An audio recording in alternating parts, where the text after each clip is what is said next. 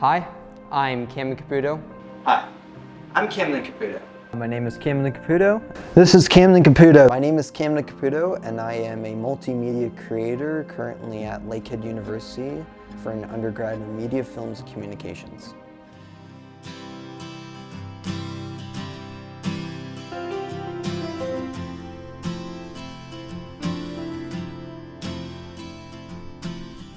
So Kathy's Bakery was a documentary film project in my third year, so my last semester, and I was given the task going out and finding a nonfiction subject that maybe was along the lines of a business that survived COVID-19. And I was trying to look around and find a couple, but nothing really stuck. And then on like October 1st, I looked up local businesses, and Kathy's just around the corner actually had a couple articles written about her. And I was like, man, this is pretty cool. This is a very local person who, very humble, known in the community. And I was like, well, this would be really interesting to learn more about and sink my teeth into. So I went, met Kathy, and had maybe a 30-minute conversation just standing at her doorstep.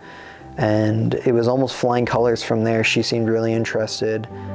Something that was really important about working with Kathy was her already knowing her story and knowing the things she wanted to tell about her story. There were things that she told me, and kind of all cards on the table about herself and how passionate she was about her community and all the things she had to go through to get here. But there was an amazing linear story with some great ups and downs that revolved around her and wanting to bake and feed her community. So I kind of just dug into that and worked with her to find the right amount of information, because she loved her story, and that's probably the most infectious part, is somebody who loves their own story wants to tell it, and I was excited to be able to get that out to more people.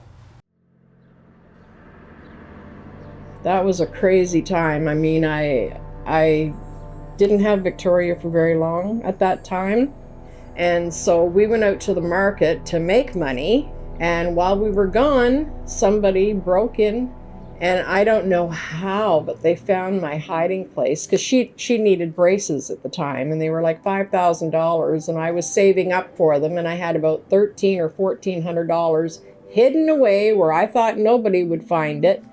Well, they found it. Somebody got a hold of the Aurelia Today and told them about, me getting broken into. So they came and did a story on me and Victoria.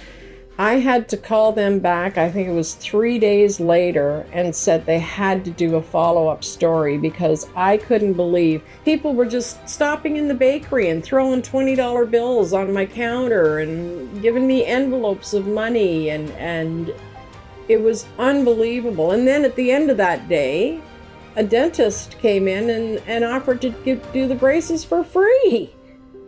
I mean, where else does that happen? You find somebody in their story, and you want to sit down with them and kind of hear them talk about it, learn what they love most about maybe their own story or a certain topic. And so a couple hour sit down interviews with them, you can start to find the kind of gold within their story, and really establish what's the most potent about it with them.